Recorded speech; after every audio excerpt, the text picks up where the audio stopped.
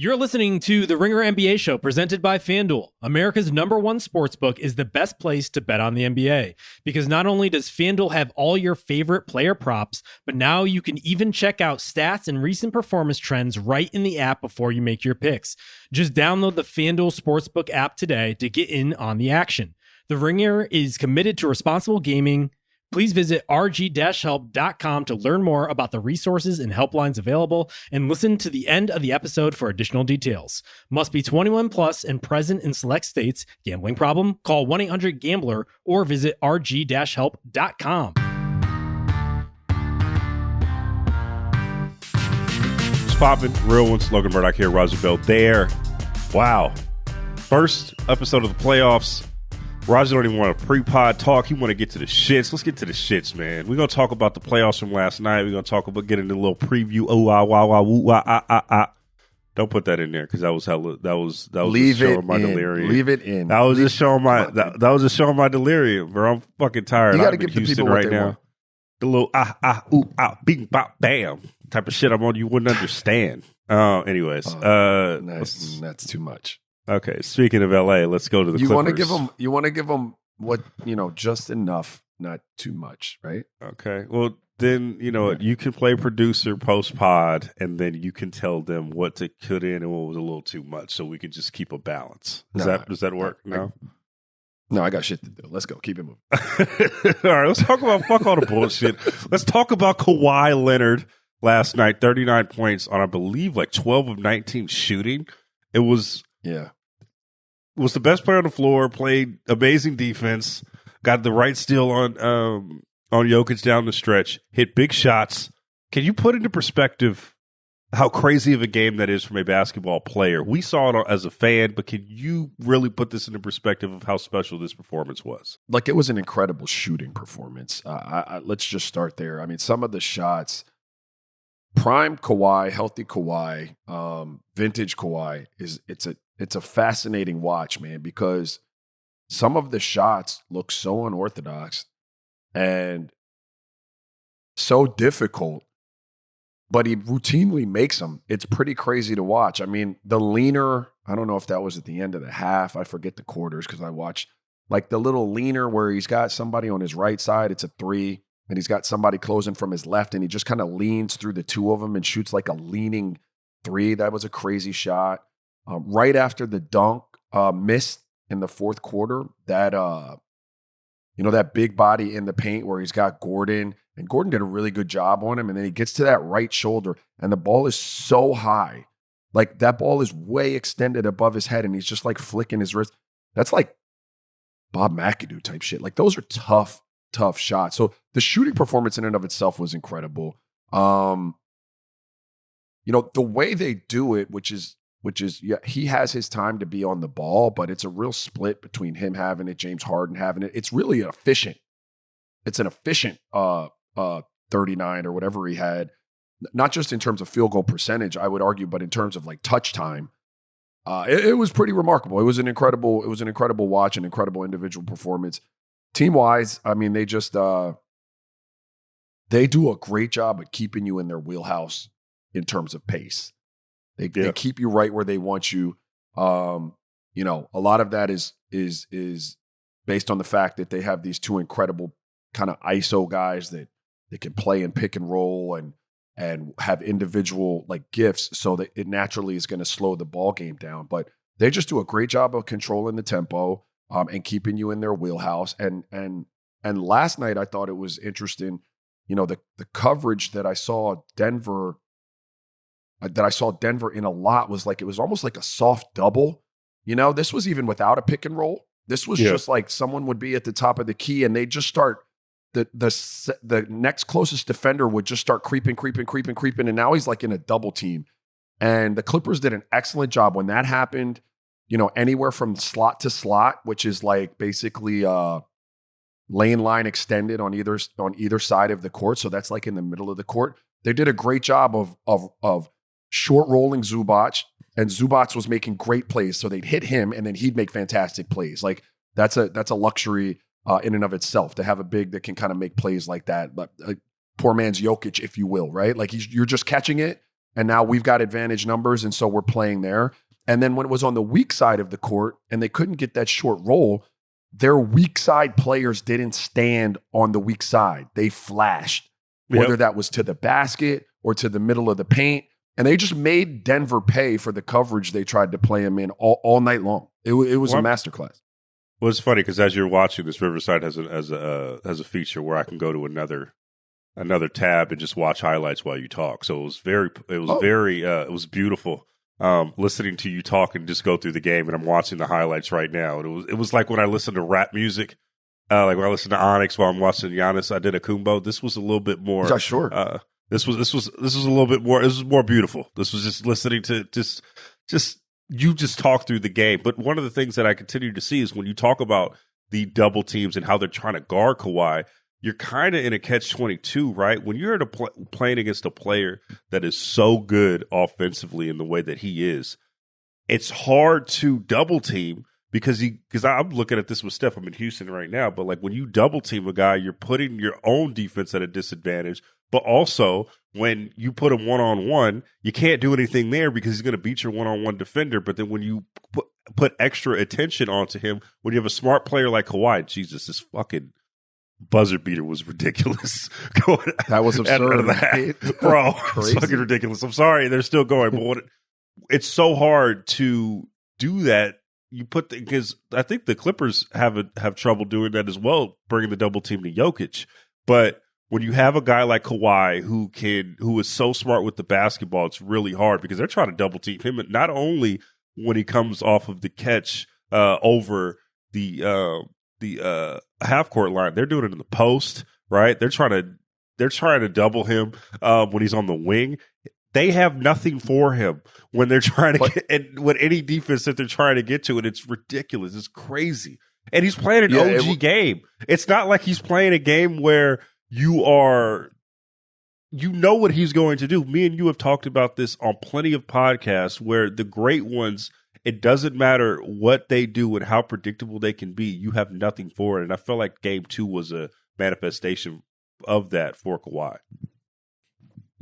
Yeah, I mean, that's certainly, when you're shooting that level of field goal percentage against the defense that they were throwing at him, yeah, I think that would fall into the category of, you can do whatever you want to do defensively, but good offense is going to be good defense all the time, right? And so, but I would just, to add on to what you're saying and what I was trying to say is like, they weren't just doing that to Kawhi, they were doing that to James Harden too. So like you were finding yourself most of the game in a 2-on-1 defensively up top, leaving a 4-on-3 offensively behind that.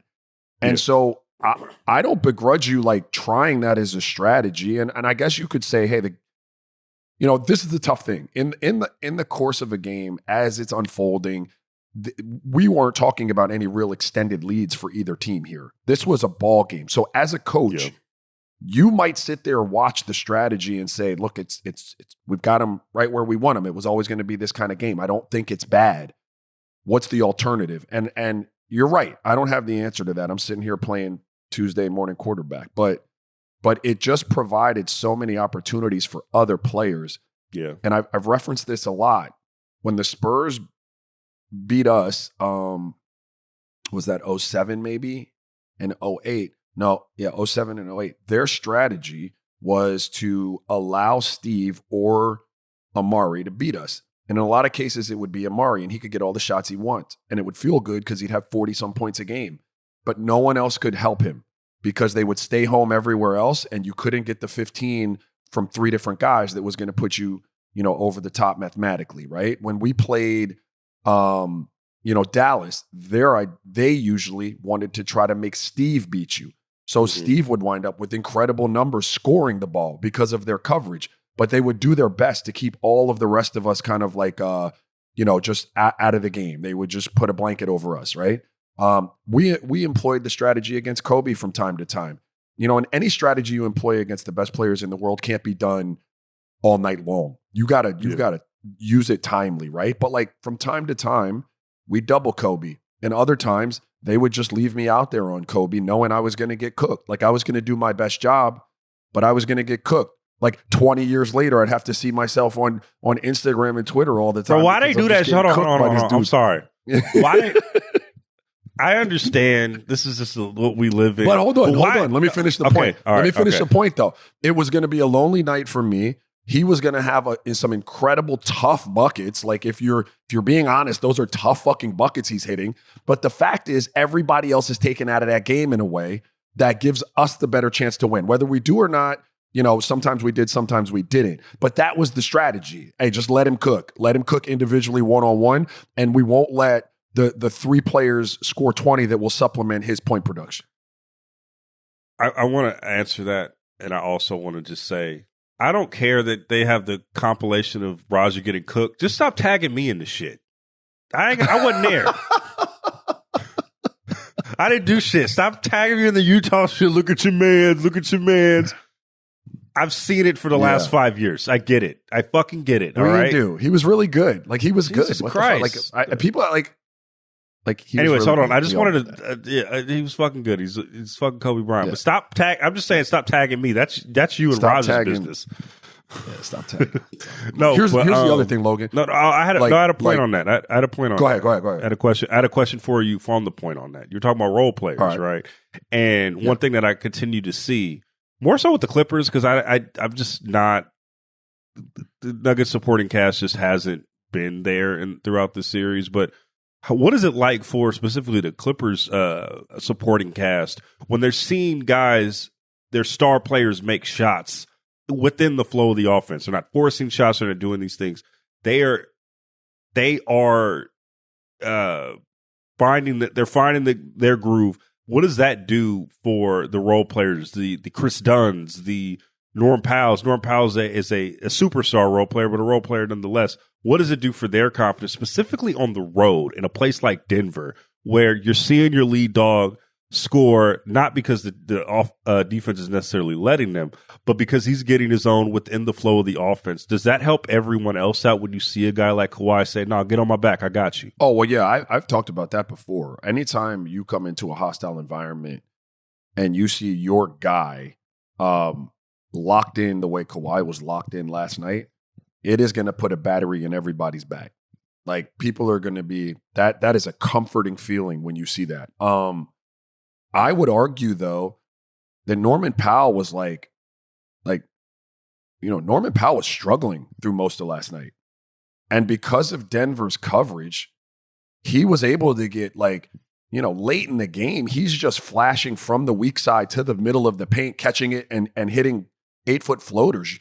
Look, I mean, those are still tough fucking shots. I'm not telling you I'd make them, but you're gifting a player of his caliber wide open shots. Like he's not having to work for those. All he's having to do is make a read, cut into space, and then finish with the floater, which again, kudos to him for doing it. But like when you are in that coverage, you're making it easier on the role players. You're making my job easier if you double Steve and Amari, and that ball finds its way out of the double, because I'm going to get an open shot. Me or Leandro Barbosa are going to get an open shot without having to work. It's just going to be there. And so that's kind of what I'm saying, right? Like, sure, seeing Kawhi do it makes your job exponentially easier.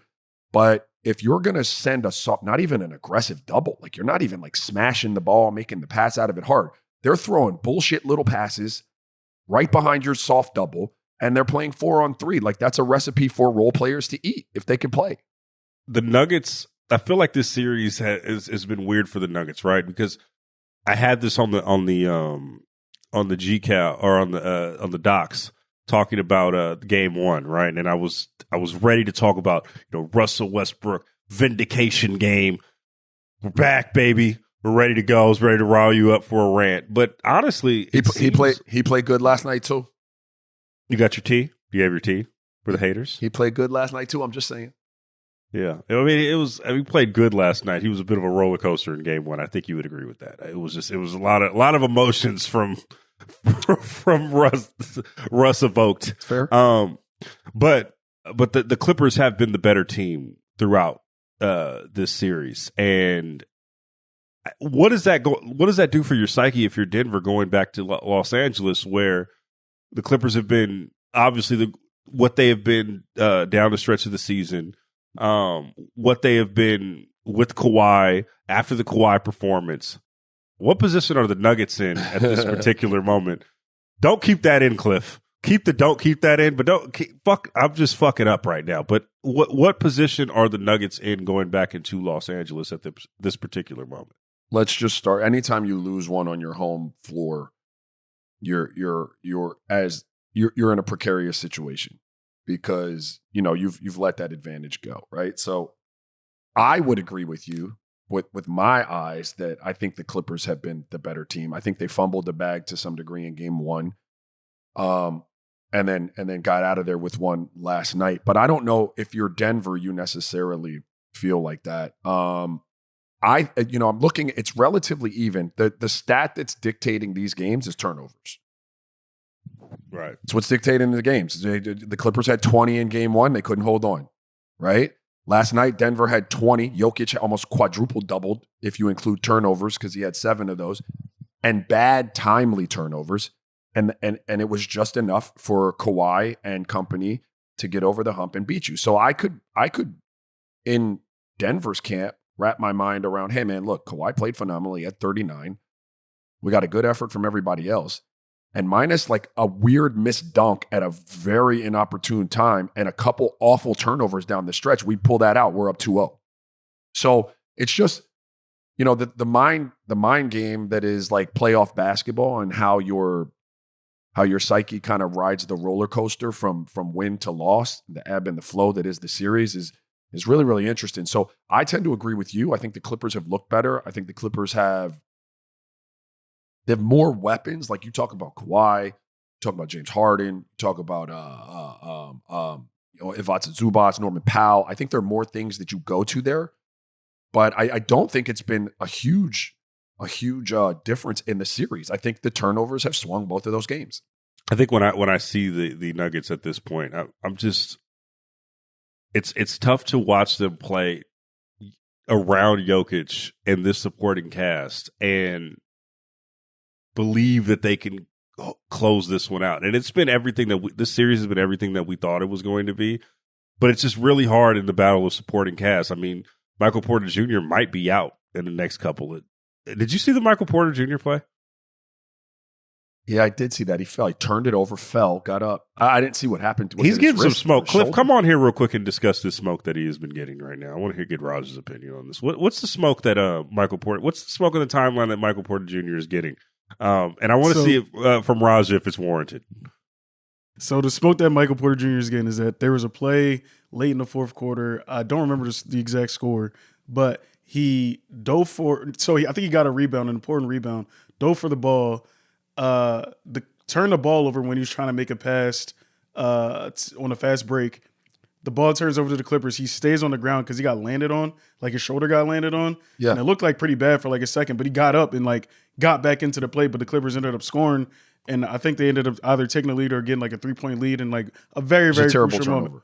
Yeah, like a very, very crucial moment. And then the smoke he's getting is that, damn, like, bro, you could have got up. Like, you did all that, like, trying to fake for a call. You was on the ground. Listen, I'm never one to criticize a player for getting hurt during the game. So I don't know how most people view that, but it looked kind of crazy when you just rewatch it. Well, I mean, in fairness, I haven't rewatched it. I did see the play. It was one of those turnovers I was talking about. I thought he was kind of hustling. Like, I haven't rewatched it. So I thought it was like, at least initially, a genuine hustle. I would just say if you're a Clipper fan, I mean, not a Clipper fan, I'm sorry, a Nugget fan. If you are supportive of what Nikola Jokic does in terms of flopping around the court, don't say shit to anybody else about diving on the ground. Don't do that. It's a terrible fucking look. All right. So, like, I don't know. I'd have to rewatch it again. I am all for, even my kids at the youth level, get up. Like, get up. I hate, like, pet peeve of mine is, like, you're going to lie there and writhe in pain for 2 to 3 minutes, cause the game to stop. Everybody's got to come out there, and you sit out for one play, and now you're back in the game. Get your ass up. But I didn't see it, and I don't know, I don't know what his injury was. They said he was doing the Pacquiao plank, but I don't think it was that bad. Yeah, he was doing a Pacquiao they even subbed him out. They even put Westbrook back in the game, and he was having a good couple minutes too. But they subbed him out because I actually thought he hustled for that. I vaguely, I mean, I don't have like total recall, but I vaguely remember the play. Like, he was hustling. It was around half court or something, right? Like, and it was like a yeah. And so I thought he actually made a play. I didn't think it was a dive. Whether he's hurt or not, I don't know. Yeah, we'll see what happens. Let's change gears. Let's go to the East. Go ahead. No, let me just say this. I want to add on and put a bow on this one. The Nuggets have to. Well, I talked about the Clips keeping you in their wheelhouse tempo related. The Nuggets have to get it into the 116s, 120s, 120. Like, that's their wheelhouse in terms of pace. Like, you're talking about one of the highest scoring point per game team in the league and another team that wants to like slow and grind you down and work you out in the half court. And this series is going to live in who can control the tempo and who can get out and go. And, you know, the Nuggets, amongst other things, like we talked about their defensive strategy and stuff like that. Look, I'll leave that up to the people who make the big bucks. But I know this. You need to pick the pace up in a way that is more in your wheelhouse as a team for the course of this season than what's currently been shown in the first two games. Kudos to the Clippers, but you got to find a way to get up out of that. Yeah. I mean, and all that being said, they're going back 1-1. Could be much worse based on the way they played. Yeah. Real Ones is brought to you by FanDuel. The NBA playoffs are finally here, and if you think you know how it's all going to go down, then make those predictions pay off with FanDuel and their same-game parlay profit boost. Just build your perfect parlay, activate the boost, and lock in your bet. If it hits, that's a bigger payout for you at no extra cost. So tonight, Lakers, Minnesota, in LA, I'm going to take LeBron on the over points. I'm going to take the Lakers to win, and I'm going to take Naz Reid on the under points. Big parlay for me tonight. Sound good? Well, you can score an even bigger W because FanDuel's giving you a profit boost for all tonight's action. Don't just be a spectator this postseason. Head to FanDuel.com/RingerNBA to download America's #1 sportsbook and make every moment more with FanDuel, official sports betting partner of the NBA. Must be 21 plus and present in select states or 18 plus and present in D.C. Opt-in required. Minimum 3-leg parlay required. Bonus issued as non-withdrawable profit boost tokens. Restrictions apply, including any token expiration and max wager amount. See terms at sportsbook.fanduel.com. Gambling problem? Call 1-800-GAMBLER or visit rg-help.com. This episode of Clutch Plays is brought to you by Amazon Business, where we're going to talk about the clutch play of Cade Cunningham. And but first, we are going to talk about the apology that Raja is owed to Cliff, presented by Amazon. Cliff, I don't mix words. I'm sorry. Shit. I think that my affinity for friend of the show, Ben Stiller, and how hot you came in at him in regards to your series prediction had me a little offended for him. I got a little like, you know what I mean? Like that. That was like, a month ago. Yeah, we're not friends. Like, I mean, but like, I feel like I'm Ben's friend. And the way you came at him, I felt like I had to have his back. Having said that, Detroit should be up 2-0 right now. And I could see what you were saying. Like, it was not, I called it, I think I said it, don't make a mockery out of this. And I apologize for that because you were hitting the nail more squarely on the head than I was. You my man. All I got to say is 2 words. Detroit basketball, bro. You got your buffs on. You got your Cliff. I got my buffs on. I got my buffs in the room, bro. I'm at my Cartier frames too. Woo. I got the baggy jeans from back in the day. My puffer jacket. You know what I'm saying? About to go to 10 Mile. Huh? You got the headband on. You got your headband on. Ooh. Maybe. You know what I mean? Might go to 8 Mile, 9 Mile, 10 Mile, whatever mile we going to. You know what I'm saying? Shout out to Detroit, man. Detroit player. Yeah, I got to check in with Trick next time I go up there, man. You got to tap in with Trick if you're going to be wearing all that shit. You got to tap in for sure. Off the plane. You might be able to get away with right off the plane. You might be able to get away with on the drive from Detroit Airport to Detroit proper because the fucking drive is so long, but check in. Anyway. Check in for sure. I think this series has been all about the word poise, Raja, because, I mean, this has just been a story of poise and lack thereof. Because if the Pistons have poise in the first in game 1, they win that in a landslide. Then you saw Cade, who is just. I love seeing a player mature in front of your eyes. It's just a beautiful thing to see. You see the dunk, the Pistons. Where do you see them right now? Are they where they should be in this series relative to how they've played, or could it have gone another way? I mean, another one of these series, right? Like they're all going to kind of be the same. I think if you're on either side, you would have the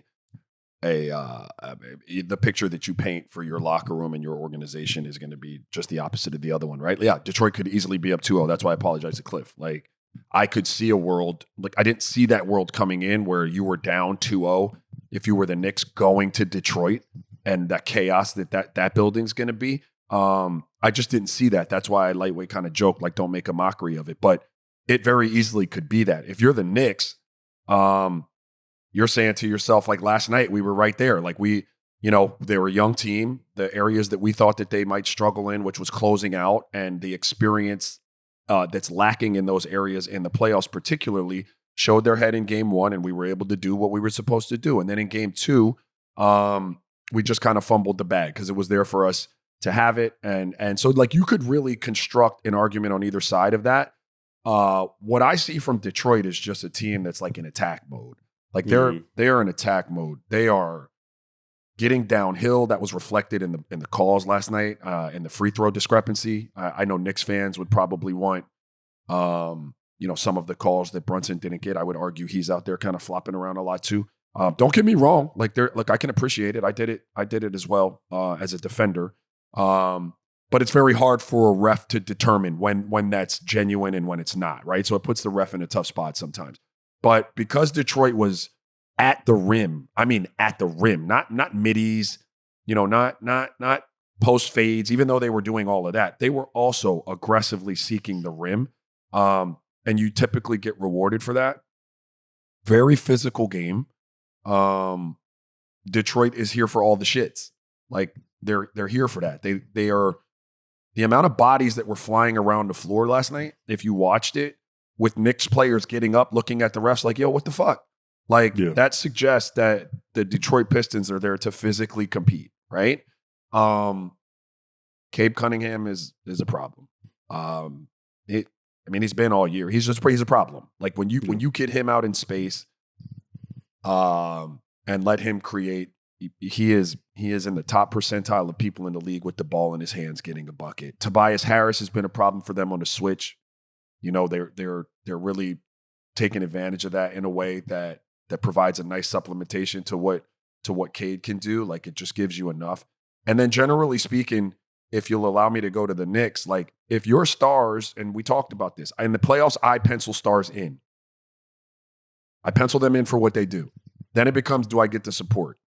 Well, if you're going to tell me you got a night where Cat shoots 11 shots, he can't figure out, or the Knicks can't figure out how to get him into positions because Detroit did a masterful job of coming at him with doubles from different places.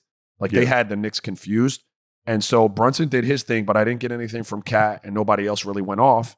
We got a problem.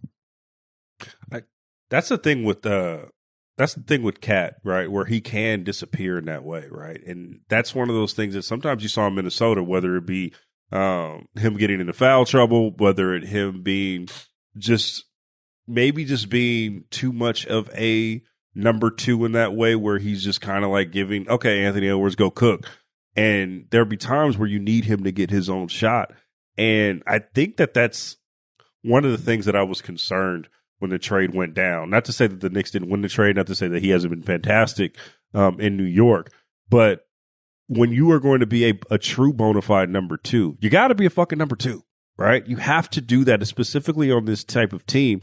And I feel like Cat and his later years in Minnesota is probably, I wouldn't say devolved, but he's kind of turned into maybe a really, really good three, maybe a really, really good role player, where I think that much more is needed from him in a winning way in this type of context. And I think that that's something that I really want to see more from him, is be that bona fide number two. You know how to do it because you've been a number one before. Maybe, albeit the team wasn't great when you were number one, but you know the responsibilities at hand right now. And I think that's something that I really want to see from Cat, especially when Brunson is can only do so much in a playoff context, right? Because he is a guy that is, not to say he doesn't score a lot, but dude needs help.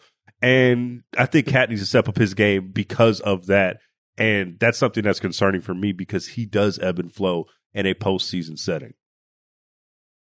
That's fair. And like, yeah, the jury's out on whether he can consistently be that dude, I would guess. This is simple math, though, for me. Like, Jalen Brunson plays great. Cade Cunningham plays great. They're both over 30, right? The rest of your team, like, if you have a secondary star, that is your advantage, right? Because theoretically, like New York has the better second star, right? Cat. Yep. So if he's not doing that, and we're saying Detroit's other 4 plays the same as your other 4, this is simple math. Then it comes down to the benches. And the Knicks bench gave you 8. One of those was a fluky bank shot. And the Detroit Pistons, led by Dennis Schroeder's 20, gave you 35. Yeah. That's math, dude. Like, that's not any like proprietary solution that I came up with for basketball. It's fucking math. If your number 2's not doing his job and you got 2 number 1s doing their job, the other 4 of the starters are going to relatively cancel each other out because my theoretically number 2, who's better than yours, doesn't give me that production, then my bench better be good, and they haven't. They weren't good last night.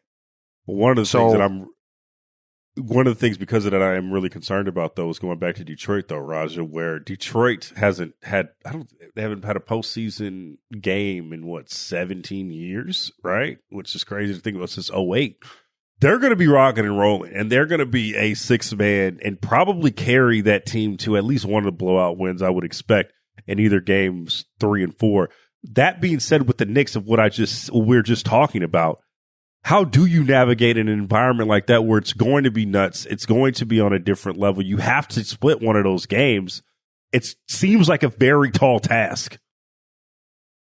Well, it's going to be a very daunting task for them. That Detroit, I mean, it's been a decade plus since I've been in Detroit, but always a very passionate, like, rowdy fan base. Like, I don't know that they're Philly in terms of like how they get after you, because that's pretty unique, but they're close. Like, they get after you. So that building is going to be crazy. The level of play is going to be incredible. I would imagine that it just seems like they want this series to be a physical series. So I think it's going to continue in that kind of tone. You just have to be ready. If you're the Knicks, ideally you come out and you punch them in the mouth early. That's best case scenario, Logan. We come out, we hit you, we're up 14-5, and we're keeping this cushion that never really allows like that fan base to get going in a way that is detrimental to us as a team, right? Like, we're on top of you, smothering you. Every time you make a little run, we're just going to push it back to a comfortable lead, right? Like, those are the ones that really hurt the fans. That's the one that sucks the air out of the building. We get on top of you early and we just keep the distance. Like, we never let you get it to 3. We're always keeping it around 6, 7, 8. Like, those are just like a wet blanket on the flame of a crowd. But we can never get going. Every time we want to get going, we can't get going. And eventually they'll tap out. But like, that's what you have to do if you're the Knicks. I would imagine that what is going to happen is the Pistons come out and punch the Knicks in the mouth. and that's their job. But so then if you're the Knicks, you got to be in bunker mentality, man. They're shelling us right now. We got to get low, cover up, protect. And then, once they got to reload, we got to come out and hit them with our arsenal. And it's just, that's the mindset, right? Like, hopefully we come out and do our job. If we don't, let's weather that storm and let's be ready to counterpunch. Yeah, it's tough on that. It's tough when you're going back to a team or going back to a city with the energy that Detroit is going to have. Counterpoint, though, and I saw this, I'm in Houston right now, and I saw this with the Rockets where you do get that first punch and you don't land anymore afterwards, right? And you don't land anymore afterwards until it's too late.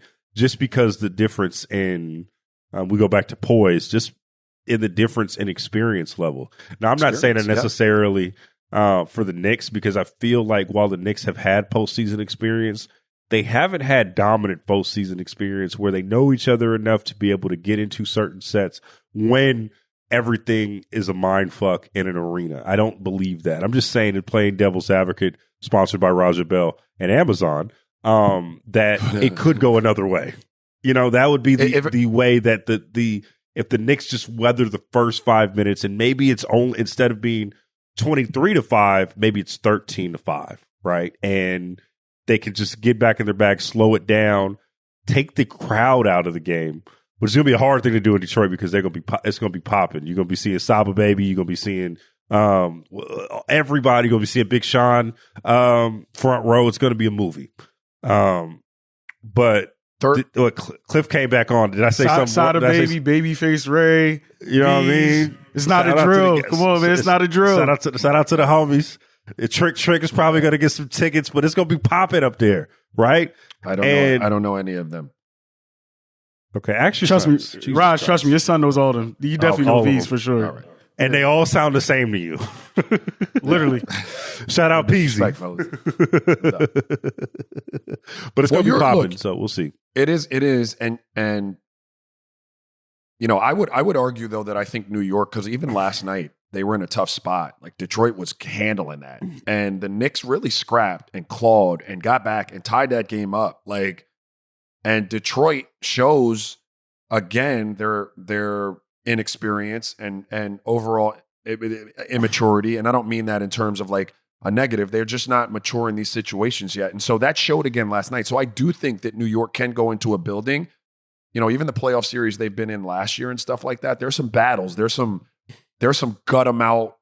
We found a way to win these games when the deck was stacked against us type of moments with this Knicks kind of core roster. And so I think that they'll be okay in a hostile environment, figuring out how to play through an early hiccup. I think they could be okay there, but they have to figure out Tibbs or whoever does their offense. Like, I don't know the internal structure of that organization, who does what, but you have to move Cade. Like, they're making it. All right, bear with me. When I want to double team you as a defensive team, and I want to double team your best player, I need the space and time to do that. Meaning, the further you are away from the basket, the easier it is for me to get out there, you know, and double team you. Right now, that does make the pass and the floor behind us more spread out and more open, so it makes more room for my three guys to have to guard. But I can get there and stop the primary guy from scoring. I can make him pass the ball. Yeah. If you're the offense and you're saying, all right, look, but I need this guy to score. I can't have him just passing out because I don't have the weaponry behind him. I need him to score. Then you can't have him out on the perimeter. It's a dead play. Even if he gets in his bag and he can beat his man, they are so committed to closing those lanes down on Cat. That's dead. So don't have him out there, right? Unless you're running some really good shit where he's ghosting pick and rolls and it's slipping into his threes. Like, don't give him the ball out there and think that that's where he's going to work on his ice, right? And, yeah, you know, I would move him around. I'd get him on the elbow a little bit. I'd get him in the middle, like on the nail, middle of the free throw line where they used to work Paul Pierce all the time. That's a really hard place for doubles to come from. We don't know what side it's coming from. A lot of times double teams are predicated on like where you are on the floor and where that double's going to come from. Is it coming from low? Is it coming from high? Is it coming from weak side, right? But when you put the ball right in the middle of the floor, well, everybody's weak side now. Like, where is it coming from? Like, that's a good place to get a guy that wants to ice the ball. Get him there a little bit. This is going to fall to the coaching staff. Let him touch it there a little bit. The Clippers game last night, I think this flew under the radar for a lot of people. We talked about how dedicated Denver was to doubling, right? Not unlike Detroit was with the Knicks, but coming out of a late timeout. And T-Lue's as good as anyone with this. They run some action and they get Kawhi on the right elbow, right? He's on the right elbow and he's got James Harden in that right corner. So Brown cannot help on that. Now, the double can come from the middle, which it did, but Kawhi just took 1-2 dribbles to his right and raised up and knocked it down because you anchored that defender to the corner by putting a shooter there. So again, you get Brunson in that right corner. You get Cat on that right elbow. You know the double's got to come from his left. It cannot come from Brunson. Yep. Let him work to his right hand. You're creating opportunities that make the double a lot harder for them to execute as a defense if they're Detroit. But you got to help him out.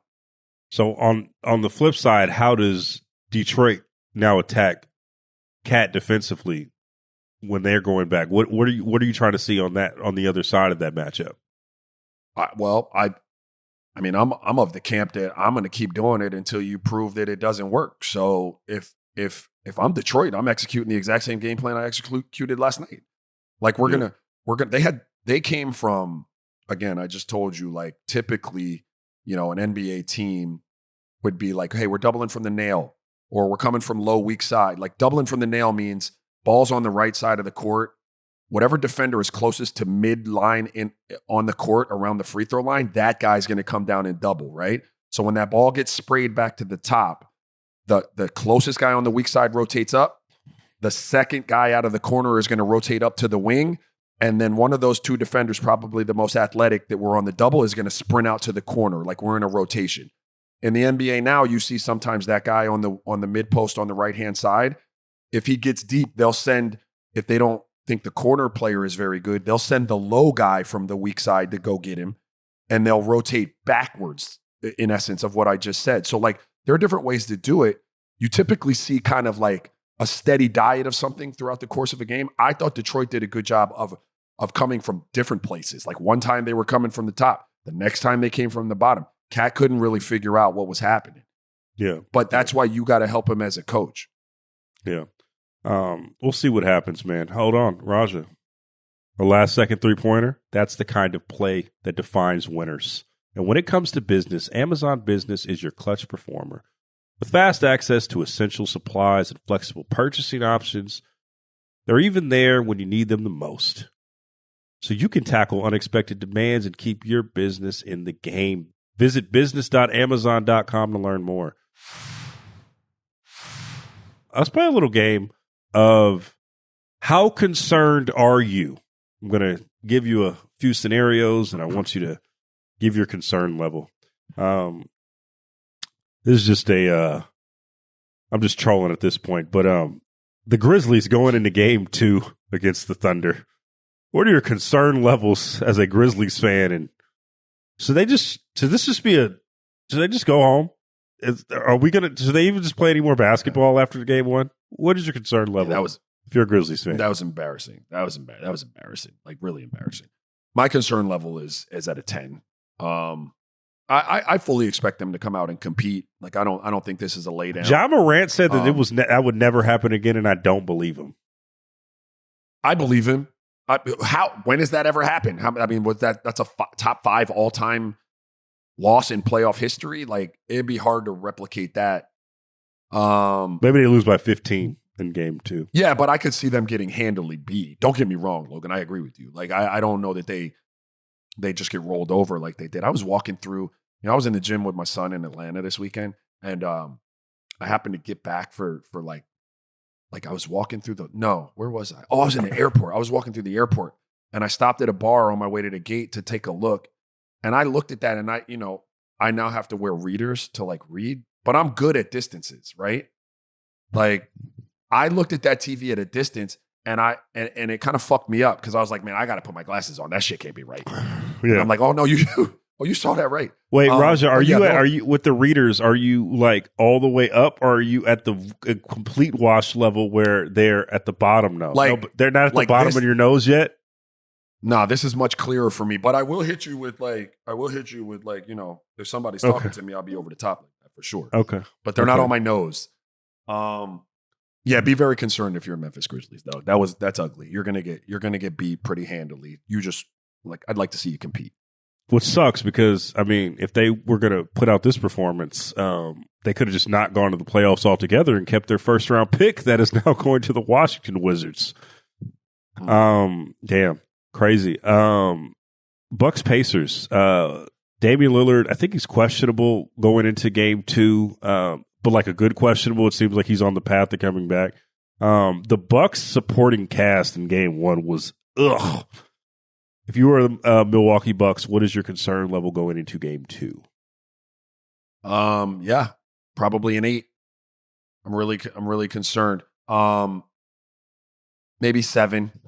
Like, I think you could argue getting Dame back, is going to alleviate some of that. But I'd also tell you, could be a little hiccup in his first game back. Like, I don't know. Probably a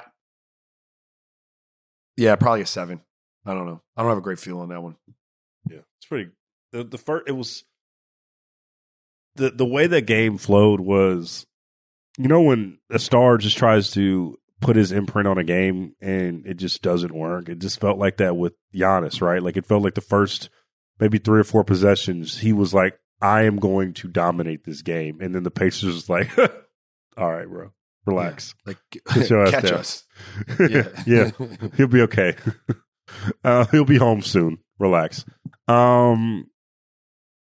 Lakers-Timberwolves. One of the more impressive performances, game one performances in this year's playoffs was the Timberwolves in game one. Just a balanced performance. Everything that we asked of Ant and wanted to see of Ant, we saw from Ant in game one. The poise, the patience, and the great play from the supporting cast. If you were the Lakers going into game two, what is your concern level? Yeah, it's at a 9, only because, when you lose home court advantage in game one, that's a scary spot, because I'm playing with house money now in game 2. And house money and freedom, especially with the kind of personality that Ant is and that Minnesota can be, is a little scary. Like, he's one of those dudes that might just catch. Like, he played great, but he didn't hit you with that, hey, I can't, like, it wasn't that kind of game, right? And so he could have that. And if that happens in game 2 and you've given up game 1, you are in a 0-2 hole. Yeah. So I got to be really concerned if I'm the Lakers. You have to win tonight. You have to win tonight. But this was, look, again, Logan, Luka played great scoring the ball. The assist numbers weren't there, which suggests that the role players and the other people, didn't give him much support. And I told you coming into these playoffs that if the others weren't going to support, then you needed Luka to be great, you needed LeBron to be great, and you needed Austin Reeves to be great. LeBron was just okay. Austin Reeves wasn't very good. You're going to lose that game. You're going to lose that game. Now, if you told me LeBron was okay and Austin Reeves wasn't great, and then we got 30-some points or 35 points from the bench, that's different. But you got 13 and the Wolves got 43. The Wolves were very, look, 44, 32 points in the paint, 25-6 fast break points. The Wolves were on top of them. The Wolves did what I was saying the Knicks need to do. Yeah. Which is allow me to bring out one of my sons, because both of them, their teams do this. Walk in your trap, take over your trap. Cliff, did you hear this? Did you hear this millennial last saying from Raja? That I hear that. I hear that at games all the time when they go to somebody else's field and win, right? That's what they did. Took that shit Gen Z rise in the fucking building. What was that saying again? Rest in peace, bankroll, man. But yeah, I like that, Raj. That was nice. Yeah, but no, I mean, like, it's not mine. I had to steal that from my young bucks, who obviously Y and Raj in the building. Bank Z, is that it? Is that it? Bankroll fresh, man. Rest in peace, bankroll fresh. 2 chains, yeah. Sorry, but you can dig what I'm saying though. Like, this shit is mine. Like, we're gonna stamp it from the jump, and we're just gonna stay on top. And that was the attitude that they had. And so the Lakers are going to have to figure it out. LeBron is going to have to imprint a little bit more. I mean, obviously he's LeBron. Like, he knows he's done this. Finding the balance between him and Luka, and for him to be effective enough offensively and have enough of an impact on the game and Luka still be Luka, is a sweet spot that they have to find. And then, Austin Reeves has been that guy, but let's say he isn't, and all the way, you're going to need other folks, bro. You need other folks. And generally speaking, they got to contain the ball, Logan. If you can't guard at the point of attack, you're in trouble, dog. Yeah. One of the things that is kind of been, it's annoying to watch, but I know it's growing pains. But ever since Luka's got on the floor, there have been games where LeBron has been indecisive on like how to enter a game. Right? Or how to put his imprint on a game. Usually, and what you would want to see is him start it from the beginning and just mash on fools first 5 minutes. Get it. But there's been games where it's and you've seen it in the playoffs now where he kind of tries to feel his way into a game, and maybe he'll start 0 for 5. I think he finished like 5 of 13 or something like that. But you want to see him. He was okay. Yeah, but you want it in a game like that where you have to have it. No, kind of want you want his aggressiveness to be there. I agree with you. I'm sorry for cutting you off. I was just saying he wasn't bad, but I agree with you 100%. Like he's got to find the balance, and that's always been the question for me in regards to like what this team was going to ultimately be was how quickly could those two, and I mean it's not rocket science, how quickly could they figure out that balance of you, me, you. We both have done enough. It took LeBron and D Wade a while to do that. It took Kyrie and LeBron a while to do that, and we've seen some really good Luka LeBron moments so far, but unfortunately in the playoffs, it's not like the regular season where like you could string it together for 2 and then it's not there for 2, but then it's brilliant. Like you have to string them together. And so, that's what he's got to figure out. If I'm him, I'm coming out this game and I'm going to be the aggressive one. Yeah. You know what I'm saying, Logan? Like I'm going to start this shit and then will Luka, you play off me a little bit. And then if I need to cede it to you because you get to like smoking hot at some point, I'll do that. But I'm going to go ahead and get myself established. Yeah, I want that a little bit just because, I mean, Luka is the number one option on this team and rightfully so. But he also looks up to LeBron, right? And he will defer to LeBron if need be. And he doesn't have a problem doing that. And I think LeBron is one of the rare people that Luka's like, okay, go get yours if you need it. And so I just kind of want to see that a little bit more in game 2. Last one, let's go to Houston where I'm at right now. The Rockets just lost game 1. It was a really good old school. I felt like it was in a time machine in 1996 or some shit. It was like 60 to like 69 in the fucking fourth quarter. And I'm like, what, where am I right now? The Rockets made a furious run after being down double digits, came back, lost because, Jimmy Butler and Steph down the stretch. What's your concern level if you're the Rockets? Yeah, this is going to come off weird, but probably an 8. I mean, if I'm the Rockets, probably an 8. I mean, there's a part of me that says a 4 also, like because Steph was great, Jimmy was great. We physically like bodied like there's a world where I could say, hey, look, man, this is going to take its toll. Yeah, like we didn't win game 1. But it's going to take its toll. Just stay with it. You know what I mean? Let's just pummel them on the glass, beat the shit out of them everywhere they go. Guys, stick with it. We're not going to win game. Like, there's a world where I can convince myself that they're there. I have to apologize probably to Golden State. I do this to them all the time. They probably fall victim to this from a lot of people, is you just forget how good they are defensively. Yeah. You know what I mean? Like, and so I probably, they're multiple time world champions. You got Jimmy and Steph. You should be really worried if you're Houston. And I think Houston, what we've talked about Houston, the way we've characterized Houston all year long as a team is basically, what you see. They need Sengun is great. If their defensive ability is great, they held them to 95. Like what? I'm taking that every time. You tell me coming into the game, hey bro, you don't know the outcome, but the other team has 95 points. Sign me up. Yeah. Sign me up for that. Need more from Jalen Green. Glass. You need. So my point was, Sengun is great. Yes, you do. But what you ultimately need is a guy. Yes. You need a guy to go with that group. A bucket getter, a guy, a creator, the dude I talk about in the playoffs all the time. Hey, saddle on my back, homies. We're out of here.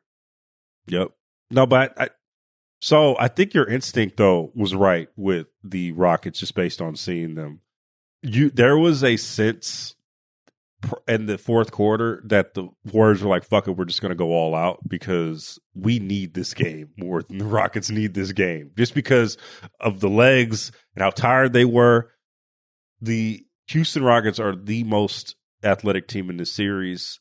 And there are times when the Warriors look a little old. I think like, especially when they were up, I think like 20-something points.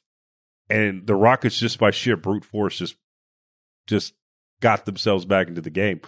I think this game 2 is going to be I'm just going to say I think it's going to be a blowout for the Rockets. I think just for that simple reason, right? Like there are times when a veteran team where you just need to go get a game, and that was the game that the Warriors went and got, because there was if they put their best punch, and that's the funny thing about the postseason where things can shift from a shot, from a possession, from everything to, oh, we're feeling good, to we're not feeling so good. If a lot of those shots don't go in the fourth quarter, we're having a totally different conversation about this series because of the way that the Rockets have had the Warriors on their toes. So I think that you're in the right. Your instinct was right going into game 2 of I think the Warriors escaped game 1 as much as they wanted. I kind of feel that, and for all the reasons you said, way more important for them to get it.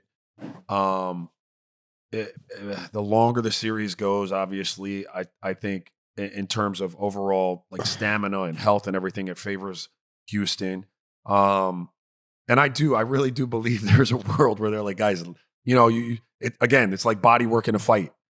It's not sexy. We're scoring, but just keep working the body, bro. Like by the 6th round, he's going to be in trouble. And so you could totally see a scenario in game 2 where, if it's reachable, if it's an attainable win for Golden State, they rock all the way through it and try to win it. Because if you're that close to it, why not go ahead and get it, right? But if it gets a little wonky and a little out of hand, I could see a scenario where your starters play like 2/3 of what they normally play. Yeah. Or like 3/4 of what they normally play. Just sit them down and say, fuck it, we got one. Let's bank the rest and then go home and try to hold serve there. Yeah, and remember I said to start the series, there was going to be, no matter what Golden State does or no matter what Houston does, it's going to be just a fucking war. And you could see the ramifications of that after game 1. Like the Warriors were beat up. Like they got their ass kicked. Steph in general got his ass whooped. And that's going to be every game, especially with a Udoka-like team. I kept going back and forth in game 1 watching it. I was like, oh, this is going to be a short series versus this is going to be in for the long haul. And I'm leaning towards this is going to be in for the long haul because while I think that the Warriors have more weapons down the stretch, I think that the Houston Rockets strategies should be just to wear them down. Just wear them down, continue to make this a long series, and just see what you can do on the backstretch of this and go from there. So we'll see what happens. Concern level for me is about a 5 for Houston. Okay. I mean, the good thing that they have going for them, if you're like the worst card you could have drawn if you were the Rockets was the schedule, right? Yeah. Do you give them all of that rest? Like we beat the shit out of them and then you gift them the Wednesday game? Yeah. Yeah. It's been great. The time off here in Houston has been great. I just want to say Houston's a lovely city. I love Houston. Houston's great. Not only am I in Houston, I was in Houston during Easter Sunday. Oh, the pageantry was beautiful. I seen, because you don't really see this in California like this anymore. But the I'm not going to say older women because I'm not, there's a connotation to that. But like, the church ladies had the hats popping, and it's different in the South, right? It was a beautiful display. And I just love Houston, the vibe. I love everything about Houston except for the motherfucking humidity. Jesus, it felt like I have a blanket on. It is April 22nd, ladies and gentlemen. It is way too damn early to have all this damn humidity. All right, I'm in the fucking. It's just like I put it on a coat. Jesus, that's all I got to say. But it's been a great trip. Saw Bun B the other day. That was pretty cool. All right. Yeah, it's been great. The fans really come out. Like, I don't know how Houston was for you when you played, but like. It's a really good crowd out here. They really love their teams out here in Houston and Texas. So it's been good, man. I love it out here. And I'm all that to say, I love the time off. I love this to, really get into the city and see what it's like. Yeah, I feel you. Great town, great sports town. Always had a good time in Houston. Yeah. Yeah, and we always have a good time here on Real Ones. That's Tuesday vibes. So good. Tuesday vibes. Me and Ra, we will see you guys on Friday with Howard Mother effing Beck. I will be back at home in the home confines, and I won't be out here doing my best Raja impression, just doing it from the hotel, just hoping for the best with the video quality. Dog, it's nuts. It's nuts when you got to just guess.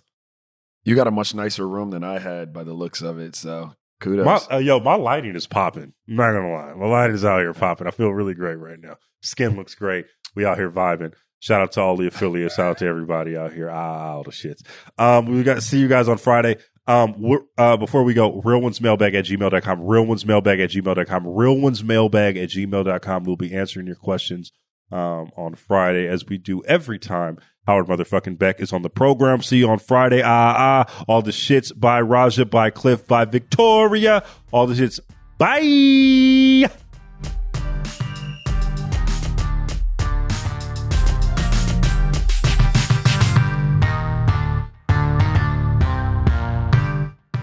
Must be 21 years and older and present in select states. For Kansas, in affiliation with Kansas Star Casino, or 18 and older and present in D.C. Gambling problem? Call 1-800-GAMBLER or visit rghelp.com. Call 1-888-789-7777 or visit ccpg.org/chat in Connecticut, or visit mdgamblinghelp.org in Maryland. Hope is here. Visit gamblinghelplinema.org or call 1-800-327-5050 for 24/7 support in Massachusetts, or call 1-877-8-HOPE-NY or text HOPE-NY in New York.